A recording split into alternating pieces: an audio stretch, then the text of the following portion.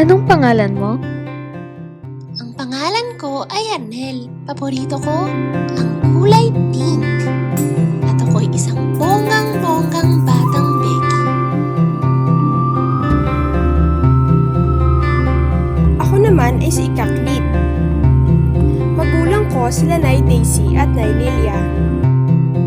Ang mga kwento nila Arnel at Ikaklit ay pareho nagmula sa mga kwentong pambata. Maiintindihan kaya nila kung bakit pink ang paborito kong kulay? Maintindihan kaya nila kung bakit dalawa ang nanay ko?